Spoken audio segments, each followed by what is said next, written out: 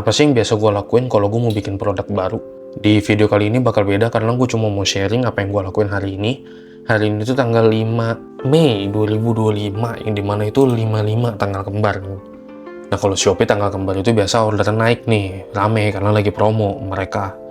Kalau dibanding sama bulan sebelumnya, 4 April 2025, bulan ini lebih rame. Karena ya 4 April juga sebenarnya kan habis lebaran ya, jadi wajar lebih sepi. Dan naiknya itu mungkin sekitar 50% kalau dibanding sama bulan lalu. 44 sama 55 ini gue lebih rame sekitar 50%. Ya menurut gue oke lah kalau dilihat dari 44 itu, mereka kan habis selesai lebaran, jadi ya wajar gak ada yang beli baju juga, jadi ya udahlah. Oke lah, nggak not bad. Nah karena hari ini tuh ordernya lumayan, jadi dari pagi sekitar jam 9 itu gue packing sampai sekitar jam 4. Terus setelah jam 4 itu gue sempetin buat nge-research produk apa yang mau gue launching ke depannya. Nah biasanya itu yang gue lakuin mikir dulu, kayak produk apa yang mau gue launching. Biasa tuh gue nyari referensi-referensi dari beberapa brand. Nah kalau dari brand itu, gue lebih sering ngelihat brand-brand luar dibanding brand-brand lokal. Karena menurut gue mereka lebih cepat aja gitu ngikutin trennya dibanding brand lokal. Yang dimana brand lokal itu ngadu cepet-cepetan aja nih siapa yang masukin produk baru ke toko mereka. Kecuali brand yang emang udah ada image-nya ya. Nah itu beda lagi, biasa mereka punya trennya sendiri, dia punya desainnya sendiri gitu. Nah jadi gue ngeliat referensi dari beberapa brand, misalnya gue kayak ke mall atau mungkin gue cari di internet. Tapi bukan berarti gue contek plek-ketiplek ya, cuma jadiin referensi aja, gambarannya aja. Tapi cuttingan bakal tuh gue tetepin dengan brand gue sendiri cuttingannya, atau enggak misalnya modelnya. Gak mungkin gue ikutin sama persis, misalnya gue ngelihat produk yang bagus, tapi sebenarnya ini buat luar negeri yang dimana cuacanya dingin, terus gue ikutin persis gitu kan, gak mungkin, gak cocok. Jadi gue cocok-cocokin, gue bumbu-bumbuin sama ya image brand gue kayak gimana gitu, brand PLFR itu kayak gimana. Dari situ baru deh gue mulai nyari bahan-bahan yang cocok kalau misalnya gue udah ketemu modelnya kayak gimana. Tapi karena kebetulan gue udah tahu next produk yang mau gue bikin, jadi hari ini itu setelah gue packing, gue cuma ngechat toko-toko bahan. Nah jadi gue ada DM-an sama salah satu toko bahan. Biasanya yang gue tanyain itu kalau misalnya gue nanya toko bahan, biasanya basic-basic dulu, misalnya kayak harganya berapa, karena kan harganya itu harus sesuai. Gue nggak mau harganya itu terlalu mahal atau terlalu murah, karena kalau terlalu murah tuh biasa bahannya jelek. Kalau yang terlalu mahal takutnya nggak masuk, karena kan toko gue itu PLFR itu range harganya di 100 sampai 200 ribu bawah nih.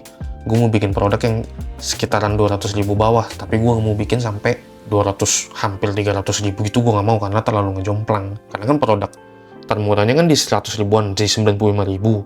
Kalau tiba-tiba ada yang 300 ribu, gue ngerasa kayak ngejomplang aja gitu. Dan setelah gue nanya konsultan Shopee Ads, gue juga emang kurang bagus kalau tiba-tiba ada yang mendadak mahal. Jadi dari harga juga gue harus ikutin, harus sesuai sama brand gue. Habis itu setelah gue nanya harga, gue nanya warnanya ada apa aja nih. Yang pasti kan warna hitam, putih, yang warna-warna basic gitu gue mau lah. Dan kalau misalnya gue lagi mau bikin yang lebih colorful, mungkin gue harus nyari yang ada warna birunya, ada yang warna kuning, atau misalnya gue mau bikin yang lebih ke warna bumi, gue harus nyari yang ada warna coklat, kaki, gitu-gitu. Jadi tergantung gue lagi mau bikin produk kayak gimana. Habis gue nanyain warna, biasa gue nanya ketebalannya, gramasi bahannya. Nah gramasi itu artinya ketebalan bahannya.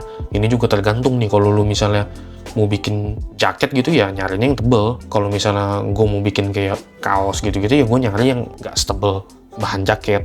Dari brand gue itu gue lebih prefernya ke yang tipis sampai ke sedang, kecuali gue bikinnya luaran, jaket hoodie segala macem itu gue bikin yang tebel. Cuma kalau gue cuma bikin kayak kemeja, celana, mungkin celana beda lagi ya, tapi kalau kayak misalnya kayak kemeja, atasan kaos itu biasa gue mainnya di tipis ke sedang, karena gue nggak mau tahu tebel, gak masuk akal aja, ngapain lu di Indonesia pakai baju tebel-tebel. Jadi brand gue itu mainnya di bahan-bahan yang adem, bahan-bahan yang nyaman lah. Kalau dipakai di Indo ya udahlah nyaman, pokoknya adem lah, udah gitu. Nah image brand gue itu udah di sana. Tapi kalau emang gue bikinnya yang jaket, ya tetep gue bikinnya tebel, cuma gak akan setebel baju dingin gitu, enggak. Nah kalau celana panjang beda lagi, gue bakal bikin sedikit lebih tebel dari kemeja, karena kan lu gak mau pakai celana tuh nerawang. Kalau nerawang sedikit masih oke, cuma kalau nerawang banget sih enggak. Makanya ada beberapa produk gue tuh ada yang nggak ada warna putihnya, karena gue tahu kalau warna putih bakal nerawang, jadi gue nggak ada warna putih. Tapi ada juga beberapa celana panjang yang ada warna putihnya, karena itu lebih tebel dari yang si A nih, produk yang satu lagi. Jadi misalnya nih celana gue yang linen, kalau misalnya ada yang mau nyari celana putih nih, warna putih nih, tapi dia nanya nih di linen, biasa gue oper ke produk gue yang lain yang ada warna putihnya, karena si linen ini nggak bakal gue kasih warna putih, karena linen itu kan tipis, resiko nerawang, jadi gue kasih warna putih. Itu dari gramasi atau ketebalan bahannya.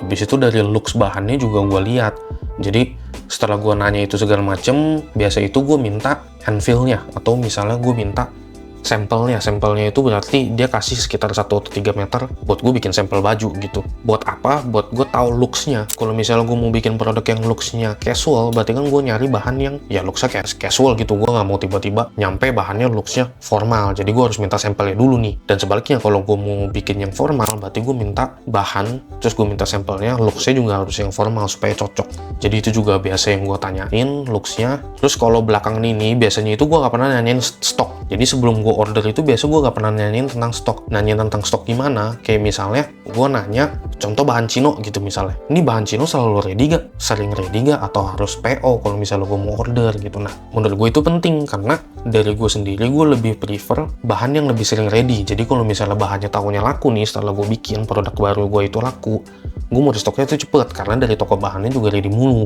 Beda cerita kalau yang dari toko bahannya itu PO. Nah, biasa tuh yang PO-PO gini, bahan-bahan dari luar negeri. Jadi dia proses pengirimannya lebih lama. Kayak misalnya celana-celana gua tuh, Emrys sama Soren ankle pants, kalau kalian bisa cek, itu PO tuh. Jadi kalau misalnya habis nih, terus gua mau pesen, kayak terakhir gue itu pesen di bulan April, sampai sekarang tanggal 5 bulan Mei, 1 bulan kemudian itu belum nyampe. Nah, itu lama, jadi proses gue restock bakal lebih lama dibanding sama bahan-bahan yang always ready dari sananya, always restock. Jadi gue lebih cepet. Misalnya kayak produk-produk gue yang linen, terus kemeja-kemeja boxy gue tuh yang dari cotton poplin. Nah, itu gue lebih cepet tuh restocknya tuh. Karena dari mereka juga ready mulu. Dan tujuan gue juga tahun ini itu, gue harus bisa produk gue tuh stoknya always ready. Gue tuh pengen produk-produk gue itu yang laku-laku nih, yang terutama nih, nggak pernah putus stoknya, nggak pernah nol. Jadi harus restock terus. Dan itu bakal lebih gampang kalau gue pakai bahan yang lebih sering ready dibanding gue pakai bahan yang kayak tadi gue sebut itu yang harus PO sebulan gitu. Sebenarnya bisa aja gue bikin nyambung terus, cuman nggak tahu. Kadang 2 minggu nyampe, kadang sebulan nyampe gitu. Jadi beda-beda. Jadi gitu sih proses-proses gue kalau misalnya gue mau bikin produk baru. Biasanya tuh gue lebih fokus ke bahannya dulu.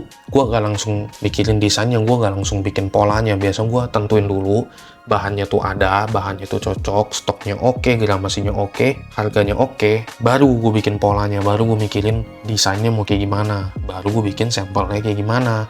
Karena percuma gue mikirin, oh gue mau bikin kemeja kayak gini, ini itu, celana kayak gini, ini itu, tapi bahannya nggak ada ya, nggak bisa gue lanjutin juga. Makanya besok gue fokusnya ke bahannya dulu. Ini kalau dari gue ya, mungkin orang lain ada yang beda lagi, cuma kan ya ini gue lakuin gitu. Atau misalnya ada yang lakuin hal yang berbeda, terus mau nge-share juga ya boleh banget. Ya itu aja sih di video kali ini. See you next video.